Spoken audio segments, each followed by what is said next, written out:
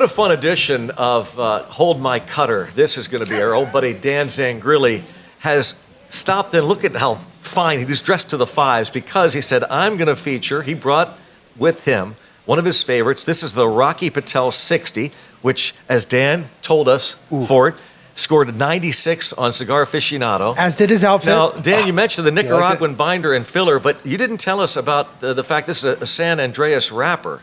It really is. The pH balance of the soil in which these tobacco plants are grown really is paramount to the fullness. Does that help the red pepper notes that are involved? I actually am getting hints of chocolate. Yes, and there's in this a dark chocolate note and the nuttiness, a little nuttiness. Yeah, well, of course, that's for me. I was going to say, don't we have to be nutty? Fort loves that. Yeah. But we love having Dan Zangrilli here on Hold My Cutter. And real quick, I don't even know what I just said. It doesn't matter. Was all just made up? Did he go to the mountains of San Andreas to get this? He did. For us? Yeah. Thank you.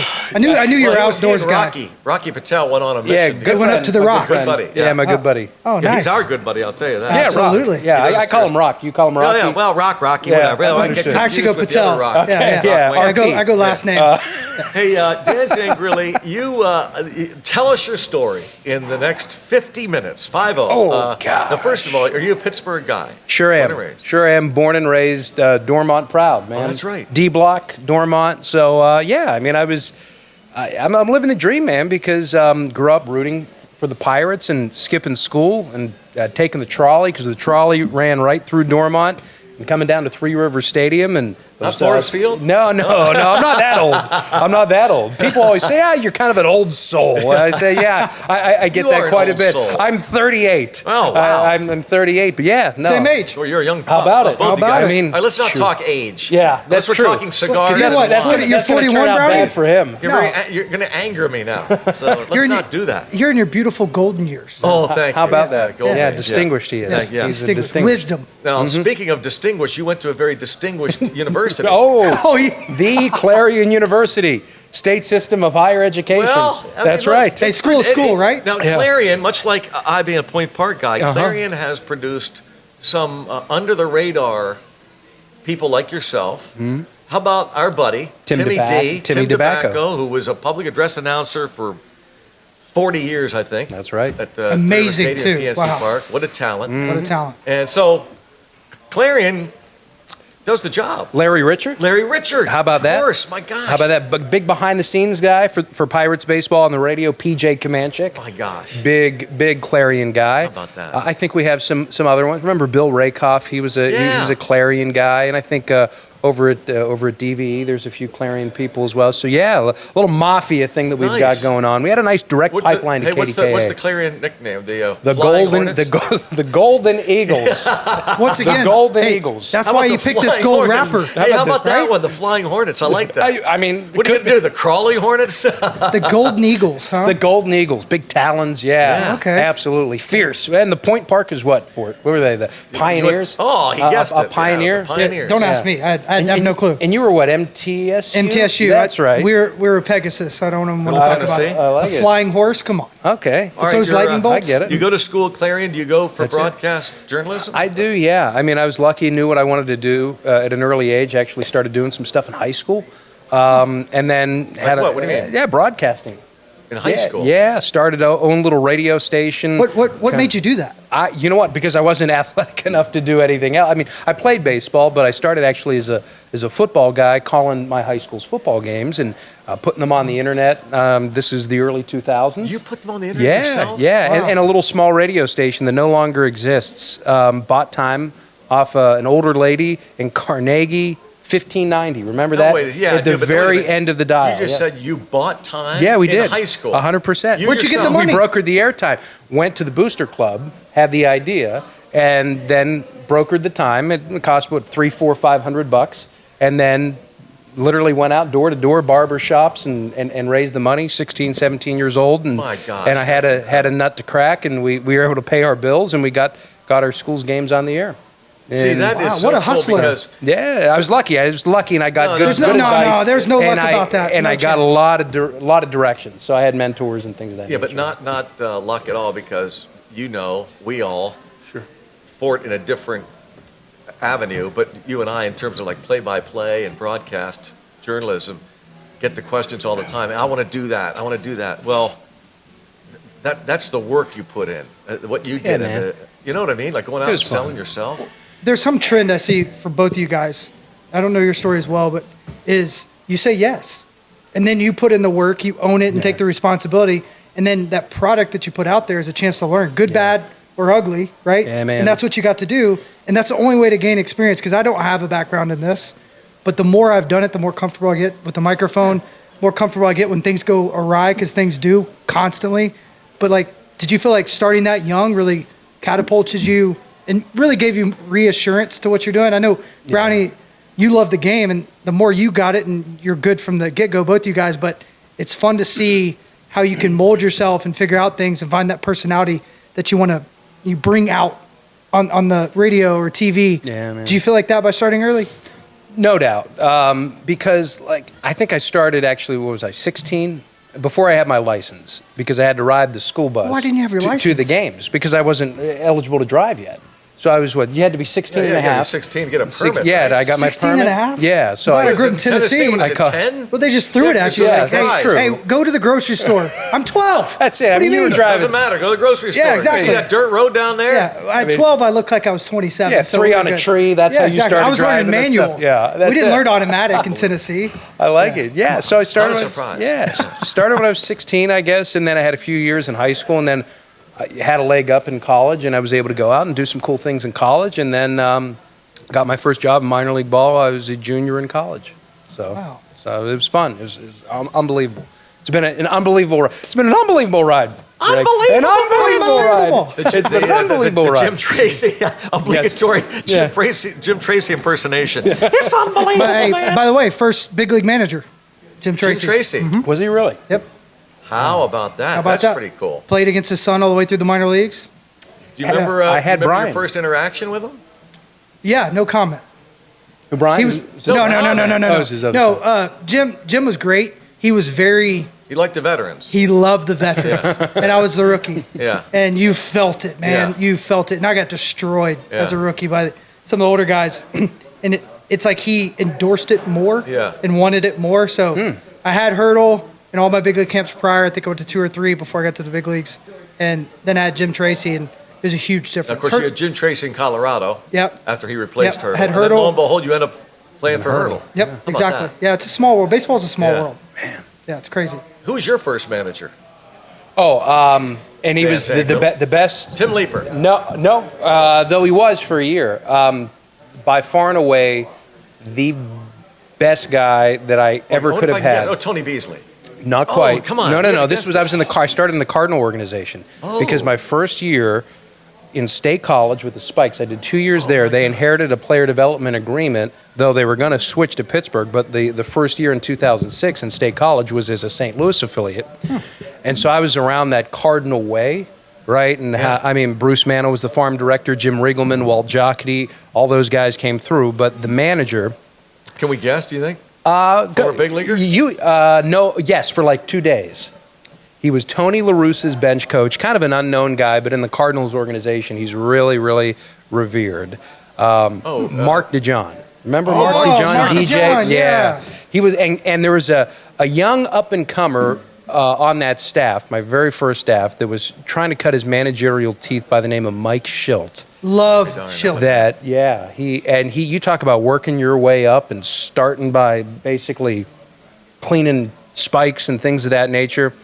We rode the bus with him. Sid Manji was the pitching coach. Steve Balboni came through. Oh, my gosh. We're going to have Schulte on. He's one of my favorites. He is, and boy, you talk about getting a raw deal I there. just can't wait to hear Yeah. the story behind that. I someday. mean- What really happened? And you know what? I think the Cardinals have kind of stewed in it as a result. They had to. I don't think things have kind of gone as well as they. I mean, he was the right guy for that job. And you talk about a company man and Oh, my somebody who. gosh. I mean, he was a lifer there. But Red Shindeist came through. Balboni. I broke Red's fungo playing fungo golf. Hall of Famer. Hall of Famer. Wait. He rolled through. Whoa. Yeah.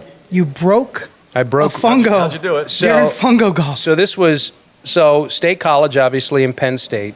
They put us up in student housing, but the season would overlap with kids coming back to school. So I've legitimately been homeless for 3 weeks, which is, I would recommend the experience for everybody. Meaning homeless, like Homeless, we had nowhere to go. Like you got kicked out of your place. Like, where do you go? Now what? So all out of host families, and they wanted to make sure that they took care of the Latin American kids because of just the cultural problem. And we were making $600, $700, $800 a month or whatever it was, and we had nowhere to go. So there was a band of us, like about 6 or 7 of us, and I was the radio guy and had an opportunity to become pretty close to some of those guys and talk about a short season club and the names on that. We can get into that a little bit later on. But anyway, we decided to stay at the ballpark. Nobody knew. So I got a locker in the clubhouse. You're like Rudy. Come on. Yeah, and it said, and I don't know if this is a family-friendly podcast, but they put a piece of equipment tape up there, and it was Radio Bitch. So that was a top, yeah. And Sal, our clubby. Any idea who put that up there, Sal? It was actually David Carpenter, catcher, reformed pitcher. Yeah. Yeah, reliever for the Braves. Great, another great human. Yeah, great guy. And WVU guy. So we go back for forever and ever. But he put that up there, and we would actually sleep randomly in the clubhouse. I don't even think this might be the first time I'm ever revealing the story. But for 2 weeks, we were on the road quite a bit, so we figured, we're going to do 4 nights here, 3 nights there. So we were homeless, and we lived in the clubhouse. So anyway, did you get the raw? Were you on the floor? Couch? no. So there were couches in the So it was a lobby nice outside the clubhouse. clubhouse. Oh yeah, it was a brand new facility. So we weren't slumming I was thinking it. about my short season. Oh, we had terrible. a shower, Where were you? Pasco, Washington. Oh, good God. So we had a shower, Brownie, in Zangrilli, where the shower head was here, and there was one on the other side, and you got cut off, so you could only see the shoulders down. The guy in front of you. So you're showering in mirror of the other guy. Oh, my God. That's how I got to know my teammates really fast. man. My gosh. Right? But wild. I wouldn't have wanted to sleep in there. I didn't want to eat in there, let alone get changed in there. That's funny. Yeah, so I actually got paired up with the players in short season, and my roommate was 2 of the guys. One was Adam Ottavino. Oh my gosh. So yeah. you're like literally hitting all the a who's great guys who, in the yeah. game. Yeah, no He doubt. just won a great award. Did you see that? No, is the Good guy well, he is of the he's year. the best. Yeah. You know, he was a child actor. He grew up in Brooklyn, New York, and we actually went in Brooklyn, and his bonus check, because he was first rounder, his bonus check just hit. I'm making $600, and he signed, I think, for over $900. I think he was like 27 or 28 overall, and his bonus check hit the weekend that we played the Brooklyn Cyclones. And wow. so, Oh my gosh. so imagine being 20, 21 years old, the bonus check hits, he's at home, and he wants to show the guys a good time. We're a Staten Island ferry ride away from doing whatever he wanted to. I mean, that was giving Unforgettable. a pyromaniac a stick of dynamite. Yeah. So, but he was a child actor, and he was in like Oreo commercials growing up as a kid. I did not So know that. that. Anyway, so Adam Ottavino was my roommate, and a guy by the name of Van Slyke was there as well. So yeah, it was funny. Yeah, AJ and Andy's son, Andy Jr. Yeah. AJ Van Slyke. Not the other was Scotty. I think played in the big leagues Scotty with. played with the Dodgers for a Yep. while. No, but AJ also played How about in the that? Cardinals organization. So those two, it was us 3 for a summer. Ottavino got promoted pretty quickly. He did about a month and a half. He's nasty. But yeah, he didn't have that gyro slider thing going on. That he was a starter. Actually, kind of fizzled out with the Cardinals, and then became a reliever. And towards the end of his career, when he was teetering on the edge, that's when he got into the Edgertronic cameras and that whole 9 yards, and rented the facility in New York, and really became one of the nastiest setup men in the game. Probably still is in some respects. Absolutely, just signed with the Mets. So how long were you in state college then? 2 years. So one with the Pirates organization, or one with the Cardinals organization. Then the next year we transitioned to the Pirates. This is the summer of 2007, and good old Turner Ward was a manager. Oh my Yeah, gosh. darn it, man. I mean, you talk about One of the greatest. yeah. Wilson Alvarez was the pitching coach. Gosh, who was our hitting coach? Gosh, I forget. But yeah, I mean, I was really lucky coming up through the system. So 2 years in state college, yeah. But those, I mean, Mark Dijo, you talk about LaRusse's bench coach, Cardinal Way. I mean, he was hard on me, but it was exactly what somebody need. You look back on it, tough love. Just really couldn't have asked for a better manager to indoctrinate me into pro ball at such a young age. DJ's the best. How Absolutely about, the best. So 2 years of state college, then to Altoona? Then to Altoona, yeah, for How many 4 years there. You skipped 2 spots. I was lucky, yeah, because that's a good move. it was jointly owned, so that I had that going for me. Okay. The curve and the spikes were owned together, and then I got Tim Leeper was there, Matt Walbeck was there for a couple of seasons. Dean Trainer had Dean Trainer for a pitching coach for a minute. Brad Holman, Chicken Runs at Midnight. He wrote the song for Rich Donnelly. He was the pitching coach. Remember Brad? Yeah. Great guy. I'm trying to think of the hitting guys that were there. But yeah, Banny was coming through as a field coordinator all of those years, and he was just A+. I mean, getting to know him, so I was really lucky. So and saw everybody who helped the Pirates win in 13, 14, and 15 was there fermenting in Altoona 08, 09, and 10. So I was really lucky. You got to see some of the better teams. 100%. Like 100%. They won in what? 09 in 10? In 10, okay. yeah. They weren't very good in 09, but all those guys coming through the system, Pedro Alvarez, you saw Tabata, Kutch, Walker. I mean, Presley went off for that half season, turned his career around. All the pitchers, Jared Hughes, Jeff Locke. I mean, what was our rotation? I mean, we had Moskos on that. Tony Watson was there. Tony Watson was. So I picked Tony Watson up from the airport in 2007. So we came up all three levels. Wow. Together. So I was the first guy that Tony Watson ever saw in the Pirates organization. No kidding. And we've talked about this before, the minor leagues, the intimacy and the chance to get to really develop a relationship with the players. I got close with a lot of the guys that were in the broadcast that, they wanted to know the game, and I wanted to talk about baseball and get their perspective as well. And some of my greatest memories are with some of those guys that still keep up with them.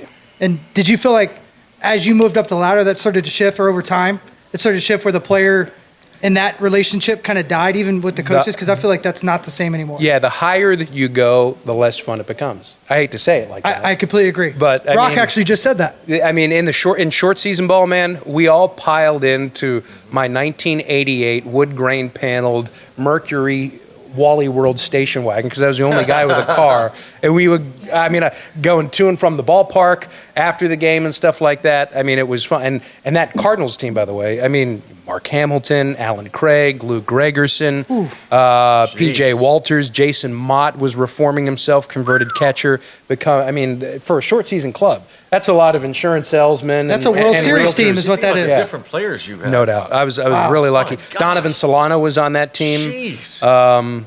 And he's really ironed out a great career. Oh, no doubt. I didn't. I mean, he was a child. He was 17 years old, maybe. Didn't speak a lick of English there. David Carpenter was on that team as a catcher, not a 98-mile-an-hour throwing reliever. Brunswick fastball. Oh. Yeah, I mean, Boom. he was big donkey. I'm trying to think. There's a few others that I'm leaving out. Do you stay in touch with any of them? Do you ever run into them? Carpenter, very close with. I mean, I talked to him. You got to tell him I said hello. Yeah, I will. Oh, yeah. Yeah, he's a great human. Yeah, no doubt. What's he up to these days? He's actually managing the West Virginia Blackbears, so he's a WVU guy. How about that? And then I go down to WVU for 6 years, and we're kids like we never left. Crazy. For 16 years. Yeah, it's a movie. That's amazing. Well, hey, that's another guy. We're going to have him on and bring you back. We'll have four guys on Absolutely. set. Are you kidding? We got down room at here. WVU. Come on. There's room for all kinds of mountaineers. Absolutely. That's it. Hey, so how long were you down at WVU? 6 years, man. 6 years. And what were you doing down there? All sports? All sports. Football host, basketball, men's and women's play-by-play, and then baseball play-by-play. Big deal. I mean, the baseball program was incredible. Randy Macy did a great job. Alec Manoah saw the genesis of him. Michael Grove with the Dodgers now is in the rotation. You saw John Means. I mean, who else? You're going to see some other big leaguers coming up. I mean, Darius Hill's going to get to the big leagues at some point. He's in the Cubs organization. And there's going to be a few others that make their way up. Have you seen their facility? I've never been to that ballpark. I just passed it, and we stopped. It used to be a Pirate affiliate. Yeah, it was the Power, and it's beautiful. It's all turf.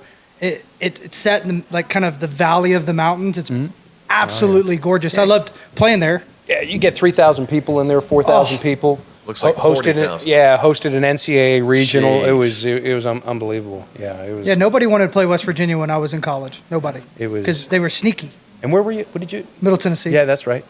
And I mean, it was Big 12 baseball. We had, we had Texas, Oklahoma, Texas Tech. It's the best of the best when you get into the Big 12. And they were right in the thick of things, and they've done well. I mean, through and through, right? TCUs, a lot of those guys. So yeah, I've seen a lot of guys at the college level that are now in the big leagues. So you went pro and then went college. Mm-hmm. What was the difference, and which one did you like better? You don't have to say if you don't want to, but like it's just a completely different game, especially now. It is. So it was funny. I did minor league baseball first, and then I was able to get the Pirates job doing pre-post game, and then I went back because I wanted to call games, and then I did college. So I kind of bounced all over the place. The difference is, I mean, it's so hard because so much time had elapsed from when I did the college thing before I was in short season ball, so that 10, 12-year span, the game completely changed from 2006 to 2016. Oh, completely different. So, I mean, the college game was so refined, and they were getting into all of the metrics, and they had TrackMan data, and so they were able to deploy all of that. I mean, everybody was bigger, faster, stronger, more refined in college when I was there, and I mean, and we're seeing it now. Like, say, for a guy with Paul Skeens, you can develop a major league ready player by the time that they are a sophomore or junior in college. So like we've seen in every other element and level of baseball, like the development time has been shortened because of resources and knowledge. And a lot of guys want to work and coach in the college game because they're just so flush with cash. Amen. Like we were moving around at the college level, probably comparable to how you guys are doing it at the big league level. Chartering flights and things of that nature, and the food and the spreads and the facilities, and yeah, it was big. Even more so now with the NIL. Oh, no doubt. There's just money being printed now. Yep, absolutely. Wild. So it's been a fun ride, man. So you were pre and post game with the Pirates on the flagship and the network for a while. How many years? 5 years. And then you went away for 2 years. For 2 years. And then I came back, and then I added both of them, which was insanity. Doing like 200, 250 games. You added both of them. What do you mean? So I was doing West Virginia and the Pirates. Yeah, and I was doing about, 80 Pirate games, and then I did 3 baseball seasons. Like you Pittsburghers, I love you. It was crazy. You like work ethic. You like workers. Yeah, I love workers. Yeah, that fires me up. Good thing. You want work hard or good people. How many games did you do this year? 287. No big deal. Yeah. Oh, it's great. We were living in Pittsburgh, driving to Morgantown, and that was just way too much. Was that an hour and a half? That is a lot. 76 miles each way. My gosh. And now you, of course, wife, now 2 kids. Yeah, that's going to be tough. Yeah, that's not easy. Yeah. But you obviously love West Virginia to be able to want to do that at first. Yeah, I mean, and I like the university. I was never a West Virginia fan. You know what I mean? Because growing up in Pittsburgh, I'd say we don't necessarily have a dog in a fight. It's kind of split evenly because it's a pro sports town. You've got Pitt, Penn State, West Virginia. So whoever's on TV, you kind of rooted for. But, you know, the whole Jack Fleming mystique, he was a legendary Steelers radio broadcaster, did WVU stuff, and they did radio a certain way, and they had a reputation that preceded it. So as a broadcaster, it's like, ooh, you want to get around that culture and kind of go get a master's degree, if you will. And had an opportunity to run a really big college network because there were off-the-air responsibilities that come with it. So really were able to cut my teeth and just a great college sports experience, which I'd never had an opportunity to get into because I was always kind of a baseball guy, got into pro ball and stayed in pro ball and was lucky to get, you know, around major league coverage for those 5 years. When you say off-site, like off-air, like what were you doing? Oh, like basically similar to what Garda does. For those that don't know, running the broadcast network, the logistics, the affiliate relations, we were upwards of 40 stations strong in, I think, 7 states. All of our other sports, women's basketball, baseball, had strong radio networks. It was fun. It was fun. Something I have a question for both of you guys. I get asked all the time, and I don't have an answer because I'm not a play-by-play guy. If you had to give advice to somebody trying to get in to, whether it's baseball, football, sports in general, what would you tell them? Like, what is the one piece of advice your younger self needed? Because I think too often kids wait for an opportunity. They do these interviews, but they're not working. They're not going after things. I mean, relationships matter, would you say, Brownie? I mean, that's paramount. It's not sometimes how good you are. It's really who you know and how well you acclimate and get along with people and how you make people feel. Like, that's such an underrated portion of the game. Like, talent is really big, obviously. Opportunities and work ethic, they're so important. But I would say how you play in the sandbox. Would you agree with that? Yeah, I hesitate to say it is relationships, but and I know you're not saying that, but too often people say you gotta network, you gotta make connections. Well, that's not the way I did it, because I think for me, network comes after you work hard.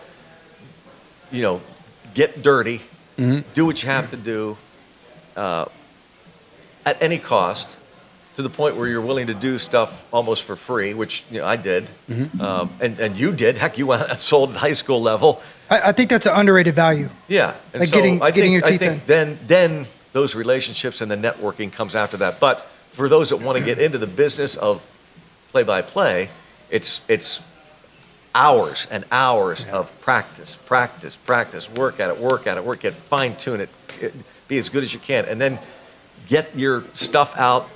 I tell kids all the time, get it out, especially you lucky kids that are single. Not that we're unlucky that we're married, but before life happens to you. Yeah, you can go. I tell people, you can go do you realize how lucky you are? Yeah. You can leave right now and go anywhere in the world. You're not tied to a family yet. Right. And so take advantage of that, those experiences like you did, Dan. Yeah. And then you oftentimes are at the mercy of whoever makes those ultimate decisions, because if you get good enough at it, if the person likes your style, good. If the person doesn't, too bad. You better go somewhere else. That's where it gets dicey. So no doubt. But Real quick, then we can move on. Is both of you guys, I believe the same thing about networking. We've talked about that, and I think you don't have to network because you treat people well.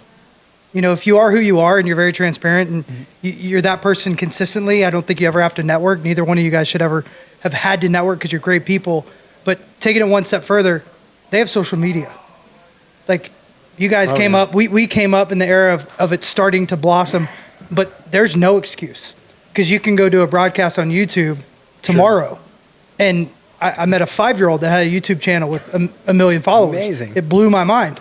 And I think he talked about rocks, and it was funny. So people went and saw it. But that 5-year-old is getting work in. It's free. Of course, now he's probably making money because his parents set it up properly. But that's the reality we live in. And so often they're not doing it. They're not moving forward. They're not figuring out, like, who am I? Who do I want to be? And like you just said, they're either going to like your personality or they're not. You can't control that, but you don't even know who you are. And I used your 5 years. It takes about 5 years to really, fall into it and understand it. I would say that same thing with baseball, to where you fit, how you fit. That's when I found out pretty much I was a backup. Michael's referring to what Mike Lang told me when I first Which started I out love. the Pirates as broadcaster, my mentor, my Yoda, Mike Lang. Yeah, Yoda. of course. I thought, after spending a number of years in the front office in Pittsburgh, when I then went up to Buffalo and spent 5 years there broadcasting, trying to hone my skill, when I came back to Pittsburgh, I think, well, people should accept me. But after a couple of years, not really. And Mike said, you got to give it 5 years, kid, in this town, 5 years.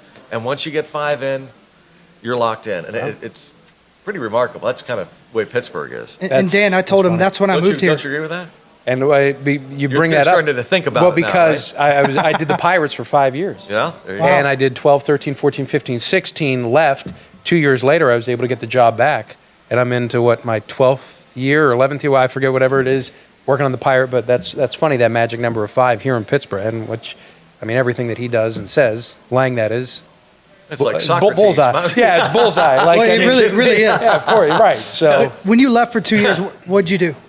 Oh, I enjoyed a summer for the first time in 11 years. Because I figured, and I did, I did fill in a couple of weeks on the Pirates, so I was still, I had some time down, and I did a couple of weeks because Mac had the job there for a bit, and I filled in for him, and then in 18, got married. So, did the whole thing, planned the wedding, and did the whole honeymoon deal, and then there was some arranging of the deck chairs, and I had an opportunity to come back. And yeah, it was great. So I was able to kind of pick and choose the games and work that around the West Virginia schedule. And you got to get lucky with your bosses too. That's if right. you have accommodating people, then that's, you live the dream where I'm able to work the schedule out, and I've been doing that since 19, 20, yeah. So. But you're still doing the grinding, the working. You're course, selling. yeah, You're doing yeah. everything. You do multiple things at 93.7 The Fan, KDK. Sure. You've done news. You've done it all. Yeah, and that's, I mean, Greg, that's what you got to do to survive in this business, because a lot of times it's kind of you get paid as you go. I mean, there's that. It's very much a gig economy. Luckily, for a while, haven't had to do the whole gig economy thing, but still, you want to be able to chip in, and in our broadcast outfit, there's so much to do, and you just want your portfolio to be as diverse as possible to, and I hate to say it cynically here, you want to try to insulate yourself, because if a sword falls or you have to move to this place or that, it's like wearing different gloves. It's like being a utility infielder. Yeah. You just don't want to be able to be an immobile first baseman. You want to be able to bounce around the field, wear different gloves, so you can get your 10 years of service time. You know what I mean? And hang on the roster for as long as you can. So I tell people that laugh at the yogiisms over the years, Yogi Berra, and when you come to a fork in the road, take it. People laugh at that. I say, that's brilliant. It's brilliant. Exactly. When you come to a fork in the road, take it. No matter where it takes you, take it, especially in this business. Well, Larry Richard told me, and he never wanted to be a meteorologist. He told me the story about, because he was a radio guy through and through. And you talk about mentors and people that help you out. I mean, you can't do it without those people. You have Mike Lang, I have Larry Richard, Don Rebel, a high school guy, like SIDs at Clarence, like so many people that I can lean on, right? The old Mount Rushmore, you have your people up there. And Larry's a Pittsburgh icon. He's a longtime morning radio host on KDK AM, but before that was a KDK TV meteorologist. And not to interrupt you, but I would tell people all the time when he was a meteorologist, I said, that guy is the most talented person in Pittsburgh. This is when he was first starting out. And just watching him do just the weather. Yep. Incredible. What made the that talent. Like, what made that jump out to you? The fact that he had no experience, and somebody came up to him and was like, "Hey, what do you think about the weather?" You mean outside? No, being a weatherman. Yeah. But he was a radio guy coming up. But just watching him on the air, you could just see he had that it factor. He could do whatever. Yeah, he just and so comfortable and funny, and anyway, so.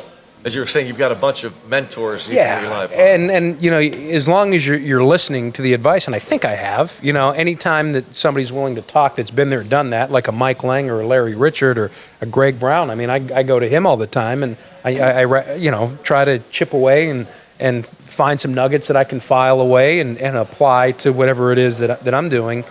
You got to seek the advice. You got to listen. You got to practically apply it. Oh my gosh, sorry. Oh, party foul. No, that's all party right. foul. Cup of coffee. Yeah, that's it. This coffee is good. Oh, it is. Yeah, absolutely. You get a better mug of coffee anywhere in the city. So this is what McMahon was drinking on. That's it. On Carson's show. Yep. So I'm sorry. That was seltzer water right there. Yeah. That's what that is. But I was going to ask you, Dan. I know all the jobs you've had present different challenges, but what do you like best about doing pre and post game? And talk about challenging when the Pirates are down? And P.S. I listen to you. Well, I enjoy you, it, man. and I love that it's tremendous. It's right before my show. He's like so to hear well read. He's always prepared, and he always brings in great information. Yep. And I think you do a great job of the balance. And sometimes that's hard. You never bury a guy, right? But you speak the truth. You give the hard nuggets, but you give the gold nuggets, and you also give some hope. And I think because I'm in a unique position, right? And just because of the reality of the Pirates the last 30 years, there's been 7 winning seasons. That means that there's been 23 seasons where they've not won. And in a Rust Belt city, cynicism can kind of creep in. So you have to really understand and sympathize with who your listener is, to commiserate with them, to pull up a chair, because there have been far more frustrating years than there have been really good years. And to try to tell somebody how to feel in this city is not going to work. But I do think that there also have been narratives that have been pounded lazily into people's heads that aren't quite necessarily true. I try to pay attention to other markets, other small markets, how they go about it. And I try to lay out the facts in a forum that really, I'm the only one that has that platform. So I look at it as an opportunity that, hey, nobody else is really going to dedicate, and even on our station, and understandably so, for a number of reasons. They're talking primarily about the Steelers, primarily about the Penguins. And if the Pirates win, then yes, they're going to garner their share of appropriate airtime, but I have a specific platform to carve out with baseball fans in the city in a really good baseball town to try to take it to a 200, maybe a 300 level. And that's what I want to do because I believe it creates a void, or it fills a void that's been created that isn't available at 8 a.m. or maybe 11 a.m. or 2 p.m. So I've got a great opportunity. That's the way I look at it. And then afterwards, you can get into a lot of things that maybe Greg, Bob, yourself didn't have an opportunity to discuss in the game. And it's a long form, open canvas. That's the cool part about the job, Greg, is that you guys are worrying about the game, but you have to move on to the next thing. Somebody hits a left center field gap, you move on to that. But I'm able to open it up and dissect it a little bit and go a little longer form on it. And I really enjoy that. And I hope my listeners enjoy that. And I hope we've created a bond here over the last decade or so. Pre and post different because pre, it seems to me, more guest data driven. Yeah. Post is more probably caller driven, would you say? It is. And you're reacting to certain things. Yeah, and just happened. You try to set up what's going to happen. Like, okay, a great topic, I think, for pre and post is somebody like Ronzi Contreras. Right, you look at the slider, you look at the fastball. He's got to work on this, that, and the other thing. You get the storylines and what's on the docket from the manager that you're looking at going in. And does it happen? Does it not happen? You kind of unpack all of that post game. And sure, there's going to be. You want people to have a say in it. We have some long-standing legendary characters on the post game. For example. There's not a better fan in the country. Chuck, is there? In Uniontown. Is there a better fan in the country? Yeah, this is for people. Little shout out right there. Well, yeah, but he's a guy. He's a local Pittsburgh legend, really. Even though he's from Uniontown, he's like a CPA who. He lives with cerebral palsy too, and wheelchair bound. Yeah, and he's so intelligent. No doubt. So sharp with just everything he says is like, wow, spot on. He elevates what we're trying to do. And there's some people that call in. Some may have had more coffee than others. At that time of night, I don't know if you've seen The Last of Us on HBO at all, Fort. Have you gotten into that? I will now. The Walking Dead.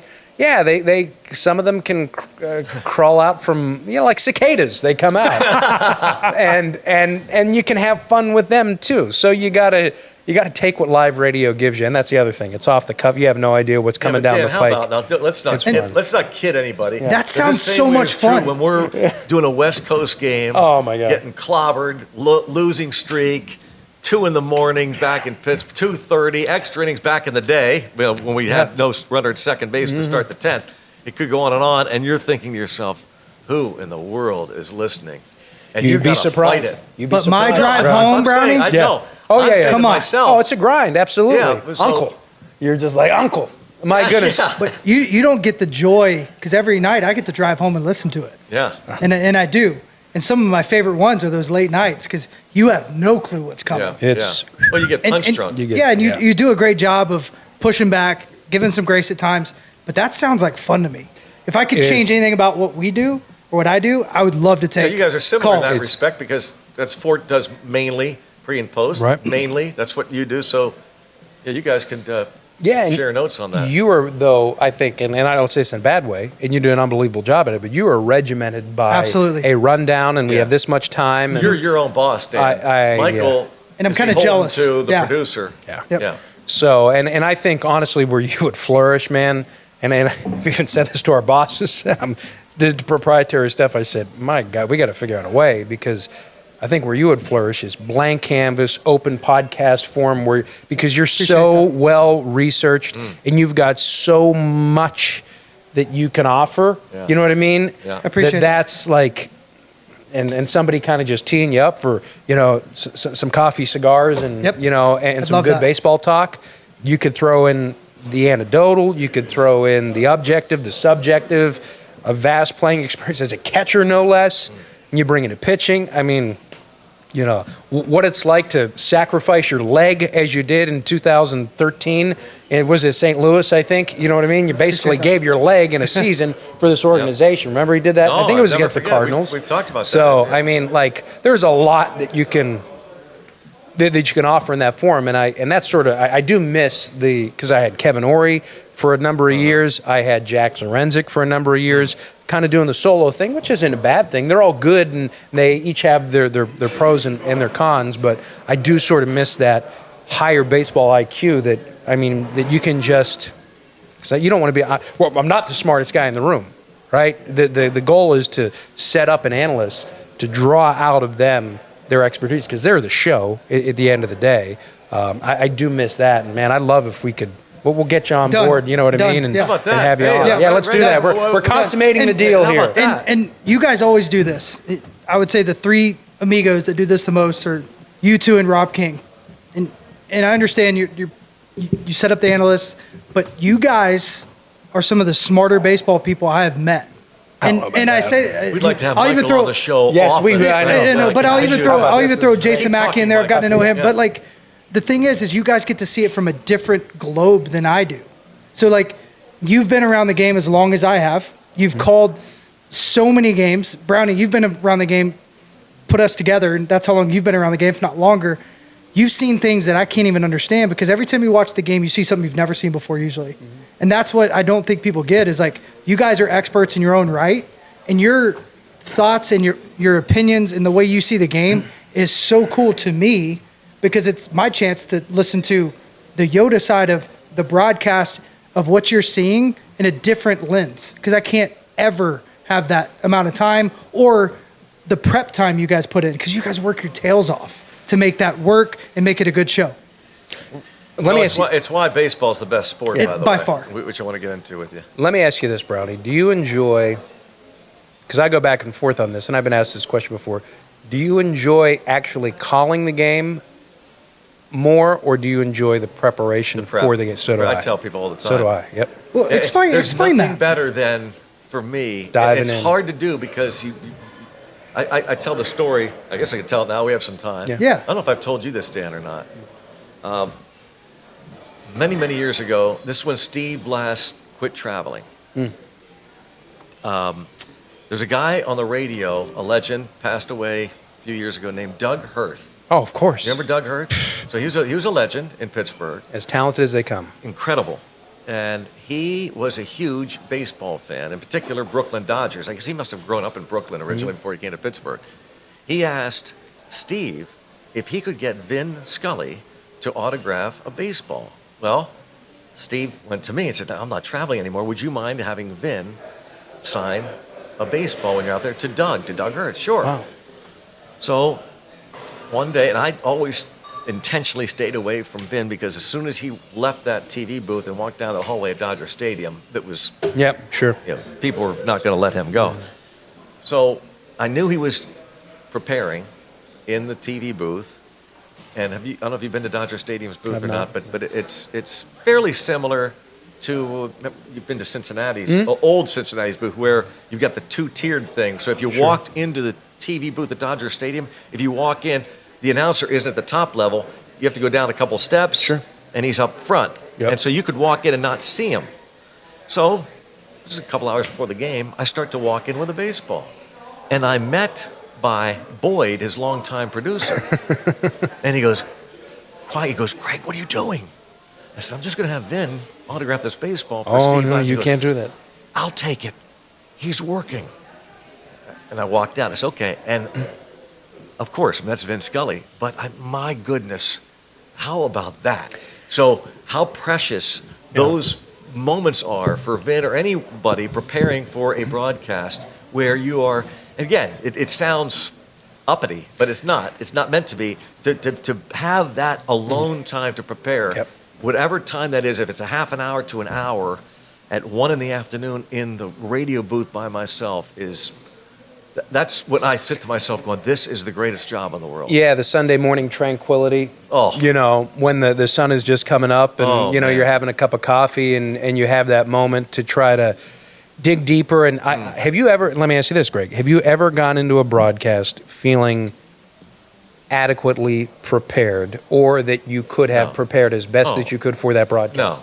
Like there's always something left on the table. Where there's always I love it. I could have used 10 more minutes. People I could have used people say, how 30 long does more it take minutes. to prepare for a game? That's an unanswerable question. Yeah, endlessly. You guys are amazing. It's That's impossible awesome. to answer that question. Endlessly. That's why I love doing high school football as well, because you get absolutely nothing. Absolutely nothing. Because I do footballs on Friday nights, and I've done it for 20 years, and it's really some of the most fun I do. so great. Because of what it takes to prepare and try to put on what we aim to do a Power 5 quality broadcast. And you don't get game notes. You don't get any of this. I mean, Max Preps is available, and the tools and resources are more readily available. That's just been over the last 10 years, right? So what it does is it creates the need for you to call coaches, call people to dig and do those tried and true old school journalism type of practices and principles to be able to get what you need to put on the type of broadcast that you want. I mean, it's rudimentary at every level, from the venue that you're broadcasting to how you go about it, like the kids' names, the pronunciations. You might not have uniform numbers, height and weight. Like, you've got to get all of that, every little piece of information. There's no media guide to reference. Can't go to baseball reference. You've got to call the coaches, okay, what about this guy? And give me a story about him. Oh, do you mind giving me the parents' information? You reach out to the parents. You try to get to know a sophomore. There's nothing on a sophomore quarterback from Seneca Valley. Yeah. So I enjoy Monday through Thursday just as much, probably more so than I do Friday night when the on-air light comes on. And it goes back to the minor leagues, by the way, because for me there was nothing like. Right. And looking back on it now, you realize how lucky you had it and how precious those moments were when you were on that little minivan going from the motel to the ballpark with 6 other guys, and you're sitting on the bench. I'm sitting on the bench with Tom Prince, a longtime Pirate catcher who has spent so many years in the minor leagues, and I got to be really good friends with Tom, and we'd sit there well before a game in Des Moines, Iowa at Sec Taylor Stadium. And he get into the grit. Talking, learning. Jackie Brown, the longtime pitching coach for the Pirates affiliate, who was a longtime big leaguer, and the stuff Jackie would tell me just, and those moments are few and far between at the big league level, because it goes back to the relationships you guys were talking about. And I really want to ask about your prep, but I also want to ask, I thought the pandemic in 2020 really changed everything, because that was not available anymore. It died. Right. And what did you guys do differently then? Because that's how I learned how to broadcast. And it was miserable, because I didn't have the chance to go down and watch the cage routine or see what's happening on the field. I was seeing everything remote, and I was literally learning on the fly. And that prep work's some of my favorite too, because you get to dive in and see, obviously you see a golden nugget, like, oh, let's get into that more. But you guys sparked that for me most of the time because of that 2020. And I don't know if you guys realize that, because you guys had these other avenues that you went to, because you've always had to be able to adapt in certain ways because of the way you came up. So I guess my job is probably a little different than play-by-play, Greg. I would think, from that standpoint, you were, I don't want to say reliant upon, but I think that your platform has a much greater need for anecdotal, human interest, being able to talk to players and to be able to, I hate to say it like this, so try to fill time. That's not what you're doing, but all those stories that you try to convey, that's more of a play-by-play thing than I probably don't have the time, especially pregame, to get into that, or I'm not going to be getting into so much the human interest stuff. You can, and there's times for it, and you can play back interviews and things of that nature. But I'm almost talking about the meat and potatoes of the game. So I don't think the pandemic impacted me perhaps as much as it would a play-by-play guy. To be able to get the manager's ear, have those invaluable off-the-record conversations, to be able to contextualize, hey, if somebody's got kind of like a tweaked hamstring, doesn't want anybody to know about it, but if they're not busting it down the line, that context is really important for a play-by-play guy to, for lack of a better term, protect him. You know what I mean? You know in your head, all right, he doesn't want anybody to know because he's a gamer, but he's not coming hard out of the box. I'm going to leave that alone. Yeah. You otherwise would leave that alone, as opposed to, Jogging George or something like that in the 80s. You know what I mean? Because you have an obligation too to press and pull back and know no time and place. Like context is everything that we Sure. do. And the pandemic, I think, eliminated our ability to acquire context. No question about it. And I'll never So- forget, too, by the way, speaking of that, it got to the point where we were so in need of contact, Right. conversation with the player, we finally got Jacob Stallings to walk out into the press conference room where Joe Block, John Wayner, Bob Walk, and I sat there and talked to him for about 10 minutes. It was so wild in August of 2020 after not seeing them and doing these games without any conversation whatsoever.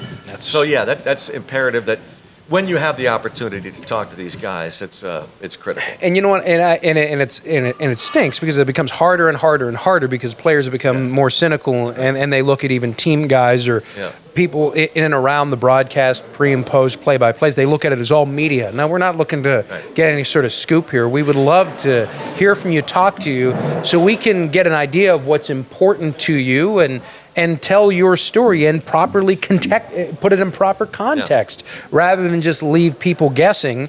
An announcer can be a player's best friend, can get them off the hook. If they're in a 2 for 30, but they've got a sore thumb or something like that, or they got a tendon here, or whatever it might be, the broadcaster can not make excuses for them, but they could put it in proper context. Well, I'll tell you right now, since I've walked away from playing, I never say I'm retired because I just don't play professionally anymore. I'll play anywhere. If you want me to be in a pickup game, just call me. Fed ball, you need a fed ball catcher. Some of the coolest things I've ever heard is a GM calls a broadcaster, he calls a clubby on a trade. Because you guys are going to give a perspective that is more needed than how he's doing on the field, because you can find all that out. But I want to know what type of human he is. Is he going to mess up the clubhouse? Is he going to be a guy that's kind of a rotten egg? Or is he going to be a guy that helps guys thrive, especially in those 2 for 30s? And that's where I think your all's value of being around those guys. And those guys should understand, which they're not taught anymore. During my time, we went to media training. We learned all these things of how to treat people and understand it's your brand. As a player, it's my brand, especially now in college. See what Dion's doing. I think that should tell everybody, hey, build up the rapport and show your character out in front. You're going to learn a lot, kind of see what fits, what doesn't. But if you treat people the right way, and going back to how do you move up the ladder, people are going to keep you around. And if they don't, you're going to get at least more opportunities. I love watching, Greg, the old videos of what Prince was doing with the Pirates, and he was able to get so much stuff because he was out commiserating with the team back in the day, and they looked at him as an equal. And, were broadcasts better back then than they are today? Probably so. Yes. If you were to roll back a tape from 1968 versus 2018, in many respects, from the anecdotal perspective. And that's not casting aspersions on anybody doing the job today. It's just they had far more access to the team than we do. Like, for instance, like the whole Austin Hedges thing, it was very frustrating for me because you can only dive into so many metrics to, I don't want to say defend or justify, because I put a value in somebody that touches the baseball every single pitch. And I do believe in when they say that, okay, the preparation, the game planning, that's real. Having somebody call pitches with conviction out there on the mound, that's all real. But everything is so quantifiable that I sought information through so many different channels to try to get more on Hedges' defensive value and what he brings to the table, that I could properly contextualize why they're going to roll this guy out day after day when he literally the offensive deficiencies were so glaring that there had to be a justification, there had to be a net positive to be able to take that all on, that it was hard for me to find those little nuggets. Like, for instance, Hurdle gave us something, and maybe it was a Freudian slip years ago that I found that was so valuable, that what was quantified was every block keeping a runner at first base so invaluable, because the very next pitch when we were ground ball heavy 10 years ago, that if you keep that runner at first base, we have quantified how many double plays that's turned into, as opposed to a runner at second, nobody out, or runner at second and one out. I don't have an army of quants, you know what I mean, running around in my basement like the organization is. I was like, give me some information and some details to try to quantify this, contextualize it. And it was like, I could, I could walk into the Pentagon easier and get top secret information. Well, for me, it's good information to have from the club's perspective and from my vantage point and what my job is. I can use the word protect. We're not protecting, but hey, let's face it, they're paying a doggone paycheck, so you're not going to rip the team. Right. Although I had the team president years ago, we had a team was losing badly. It's many years ago. Team president called the announcers in, and oftentimes this happens when the team goes bad. They kind of look toward the press box. That's one of the first things they do. And players do that to you too, which blows my mind. Yeah, I've got over the years have had that. But shouldn't be that sensitive. He basically said that they pointed out an example of what I had said on the air, and didn't say what I should say. In fact, he said, "I want you to point out when our player is doing something wrong or bad or makes a mistake. But what I don't want you to do is to pound on it inning after inning." And that's what you do. And that made all the sense in the world. Like, why is it up to me to pound it into the ground, this player beat a dead horse, point it out and move on? And that's so true. It's obvious. Yeah. Right? But what I was doing was wrong. And he pointed that out. And so, to your point about, you want that information. The only thing I'll say is, I could also retort if someone said, whoever it is, Hurdle, whoever it is, how important it is to keep that guy at first base. That's block. A.J. Burnett could have cared less if that guy went from first to second or second to third and his catcher is sitting here with us. He knows that too. Because A.J. Burnett figured, I don't give a darn what that guy, I want to get that guy at the plate out. Sure. So it's all a matter of context. And the depth to that is important. Going back to Hedges, I didn't get beat up much on social media, but with Hedges I did because they always thought I was protecting him. And I wasn't. I was just reiterating, we signed this guy for this purpose. He's nailing it. He's a Gold Glove contender. And P.S., look back, he won the World Series. He got another deal with Cleveland for $4 million as a backup. And guess what? We would have had him back here if we would have treated him with that Pittsburgher love, because he was the epitome of what we want. It's just there's no way to contextualize. You and I have had discussions about this off the air, and I'll be a Pittsburgher. I'll be a Pirate fan in this case. I get what they're saying. I mean, I do Austin too. Hedges is a guy, great. I do too. He went to Texas. He played like 2 games. Yep. But his value, what we didn't do. He wasn't valuable enough to the Texas Rangers that he caught. I agree. So why they keep him on the roster then, Greg? Because they needed a backup catcher. Why him then? Why not somebody else? He was good to have as a backup catcher. Okay. And I agree. And he was our starting catcher. But that wasn't the intent. He was 0 for 4 every night. Again, I hate to say it, but that's the truth. But they also thought Indy would be there quicker. And I thought Henry Davis would be catching too. And then that made his value grow because they learned things, if they listened to him and really dove in, about things that are not talked about, that are not said, because he's been a part of the transition into it. But we weren't able, because of time, to ever dive into that. And he has more time.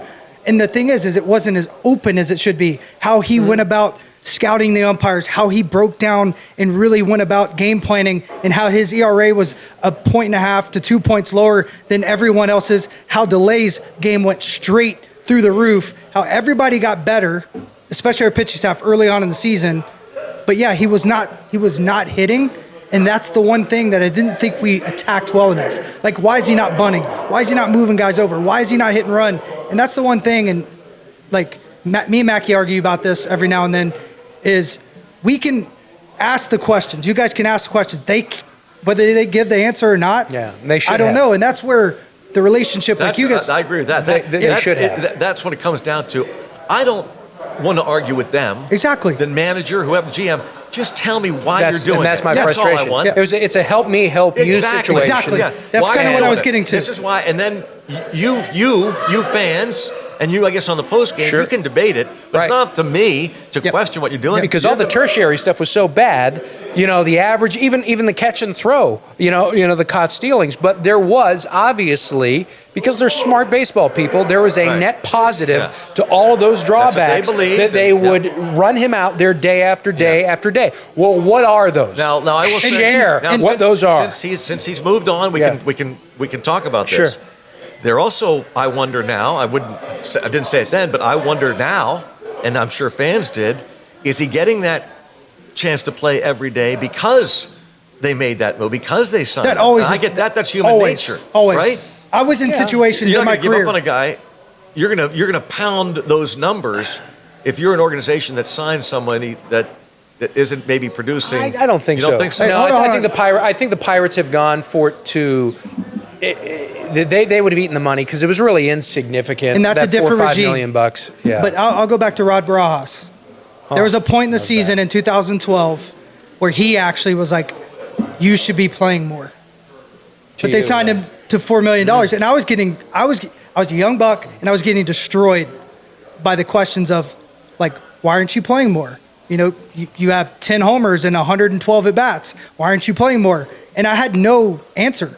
And that's all that I'm trying to say is, like, I think Hedges, you know, he went national and talked about his time here. I think being able to do it and keep it in house and being able to allow people to get to know him and listening to what Mitch Keller says, listening to Holderman and all these guys praise what he's doing would have changed some things, but it still didn't take the cake that you needed to hit head on his offense. And that's the one thing that we never got to dive into. Why is he swinging and missing? What is happening? Why isn't he doing these little things? It's not that he wasn't trying. Dude spent hours in the nobody cage. questioned Yeah, whether but, he was but what I'm trying. saying No one is, ever questioned yeah, that. yeah. But what I'm saying is, what are they working on? Nobody questioned his work ethic. He just couldn't hit worth a lick. Right. And nothing was going to change when he came to Pittsburgh. No. That's what he Right. is. Yeah, that's what he is. So, but there's a reason, and I could have cared less if he hit because that wasn't in the job description when they brought him in.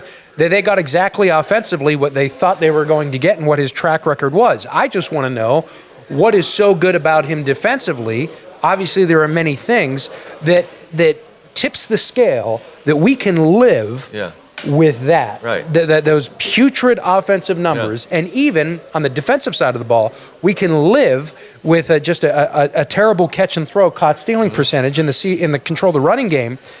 What are all those other things that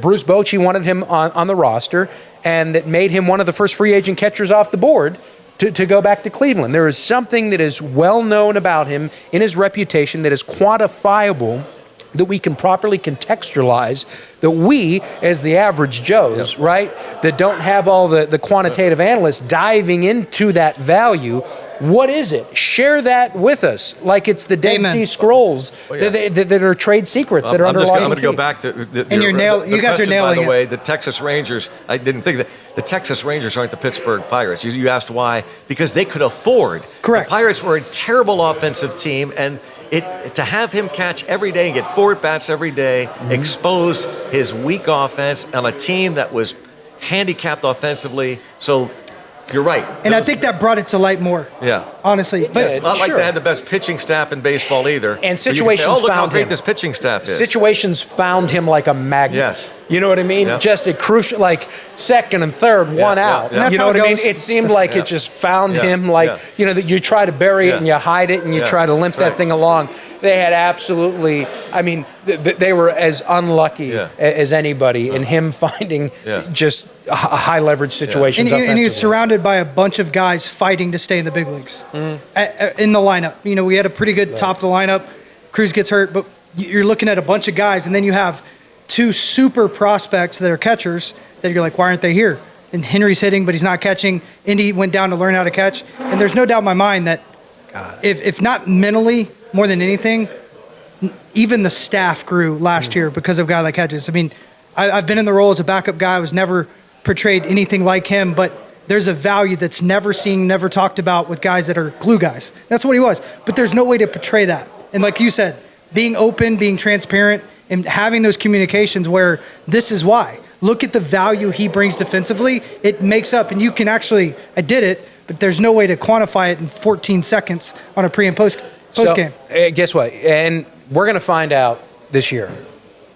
We're going to find out no doubt. this year because this whole Andy Rodriguez issue is, I think, a big issue surrounding the 2024 team. How are we going to find out? Because we're going to watch Henry Davis, and I don't mean to disparage Henry Davis, but we're going to watch Henry Davis catch day in and day out. And we'll see. That's another and by question. the way, if offense can make up for a lot of, to a certain extent. Oh, Can it? a lot of scars. Can it? To a certain extent. Oh, yeah. Will it? Yeah. You can have, Well- hey, you think Mike Well- Piazza was a good defensive But the catch? game's changed. But yeah, Oh, no doubt. please. No, it has. Hey, Because say, I could flipping say those with one- Lee Rosario. Hey, that's a You're great- rolling your eyes at the that's a- frame. that's no, a no, great- no, no. hey, With this is Lee a- Rosario. Time out. This is a great tease and Yes. a great time to thank Dan Zangrilli. Oh, he did it. He cut us off. Join us for another edition of Hold My Cutter. Danny Z, thanks, bro. Appreciate Yeah, it, thank you, guys. brother. Appreciate it. Awesome stuff.